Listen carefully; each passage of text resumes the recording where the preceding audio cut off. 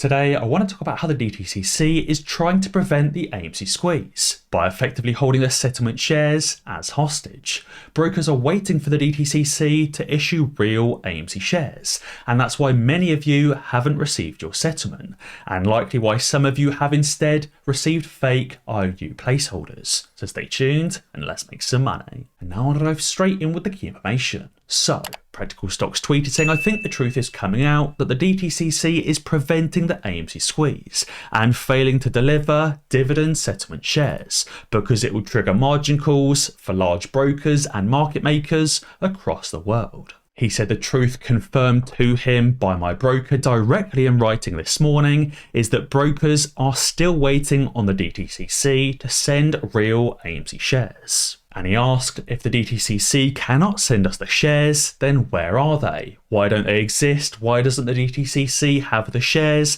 And why don't they have enough shares? And he said it's showing the truth that shares are not available, and these market makers synthetically shorted more shares than they actually have to give out. And he said whoever is short is therefore responsible for buying up any additional settlement share that needs to be given out, and also for paying for those fractional shares that receive the cash replacement dividend. And on top of that, they're still short all of their original shares and all of their original synthetic shares on top. This is similar to what happened when APE was originally delivered, as the DTCC did not have the APE shares to give out all at once. Many brokers were giving out IOU placeholders, and many other brokers didn't deliver the shares for weeks. We know that many users haven't received settlement shares from Webull, from Charles Schwab, or from Fidelity. And we know on the flip side, some users received shares from Merrill Lynch before even the conversion, reverse split, or settlement had even been enacted. Days before these settlement shares even existed, Merrill Lynch somehow already delivered them, aka delivering those synthetic IOU placeholders. Now, Merrill Lynch is actually an interesting one that comes up later on in the video, but I also wanted to cover this tweet from Daytrader POS. He said, and now somebody else at TD Ameritrade is saying that all fractional shares will instead properly be paid for by cash from the company, but at a date to be decided. Some brokerages, instead of paying out fractional shares in cash, were trying to give actual fractional shares against AMC's guidance. But now TD Ameritrade has turned around and said, actually, we won't deliver fractional shares. We will deliver the cash as we're supposed to, but we don't know when, maybe in a few weeks' time. As I've been saying, this conversion, reverse split and settlement is an absolute mess, how it's been handled by the brokers, by the market makers, and by the DTCC. When stocks in the past like Tesla or Apple have split or issued bonus shares, those requests have always been handled within 24 hours. But for some reason with AMC, it takes these brokers, market makers, and the DTCC days, if not weeks, to get their act together. And the reason why is because the DTCC does not have those shares to give out. AMC has given them just 6.9 million settlement shares, but they likely need to find tens, if not hundreds of millions of shares to give to investors. And the reason for that is because of all of those shares that have been synthetically shorted into the flow. It's now the responsibility of those infinite liquidity fairies to try and make a market for the new AMC stock, not even the responsibility of the DTCC. Because of how many synthetic shorts are out there, it's out of the DTCC's hands, and only those synthetic liquidity fairies can handle that backlog. You can also currently get a guaranteed free share of Tesla or of Google, a $50 cash award, and up to 15 free shares of stock on top of that, which you could always use to buy more shares of AMC or of GameStop.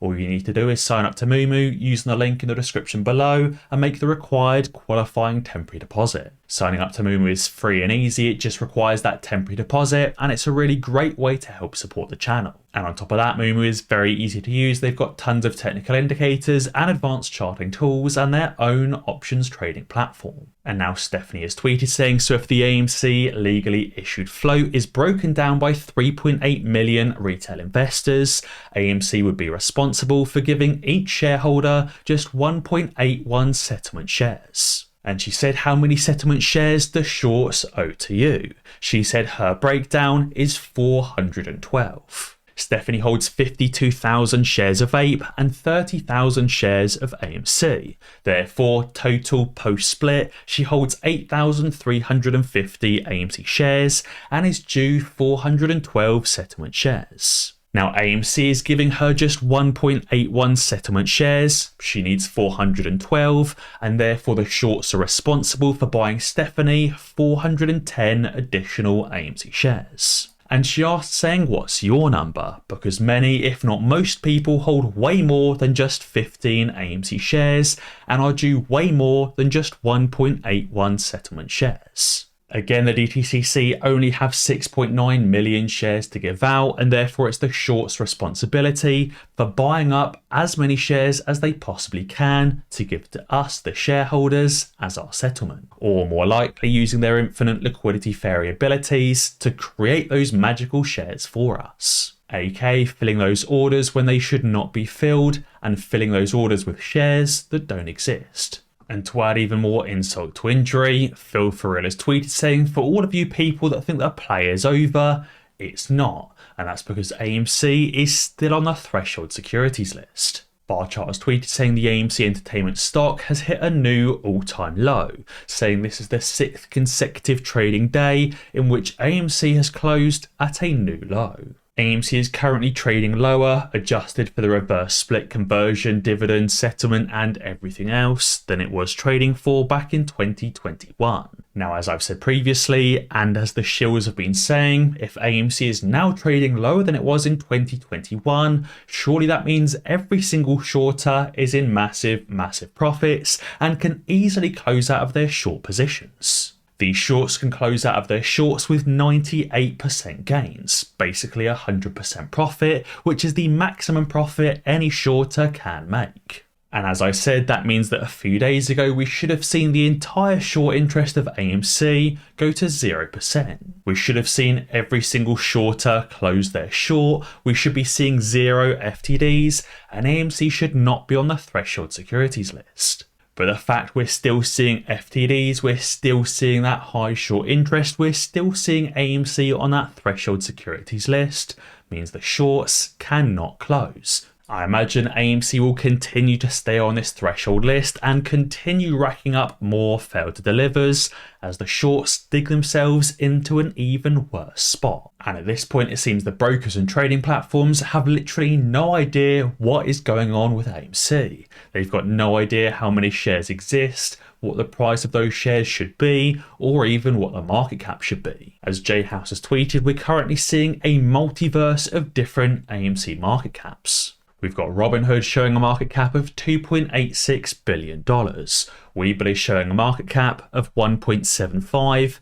Yahoo is showing just over 2 billion, Ortex under 1 billion, and MarketWatch over 3 billion. All of these sources should be showing the exact same market cap, the exact same shares in existence, the exact same share price, but it seems no one has any idea how many shares of AMC are out there. And now finally McSqueezy the Cow has tweeted saying, let's cover some very interesting facts about Citadel and how they may be about to bring down Bank of America Merrill Lynch. So they've said 87.2% of Citadel's net derivative assets are held with a subsidiary of Bank of America Merrill Lynch, or BAML. And it says that large concentration of clearing and financing activities results in a concentration of operational and credit risks with BAML. So as of December 31st, 2022, Citadel listed $45 billion of liabilities or securities sold not yet purchased. And Bank of America Corporation reported a maximum potential exposure to liabilities of $59.6 billion.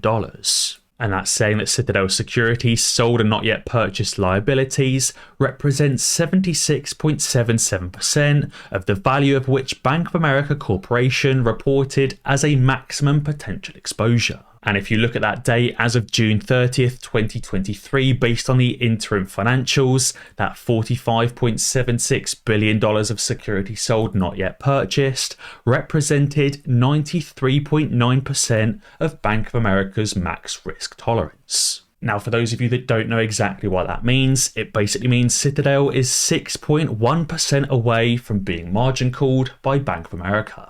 They've reached 93.9% of Bank of America's max risk tolerance, and if they exceed 100%, that's the margin call. And that's why McSqueezy the Cow finished by saying, "I can't help but wonder if Citadel will leave Bank of America holding the bag." But guys, be sure to let me know what you think down in the comments below. And as always guys, be sure to ding that notification bell, because that way you'll be alerted when I upload a new video. Cheers.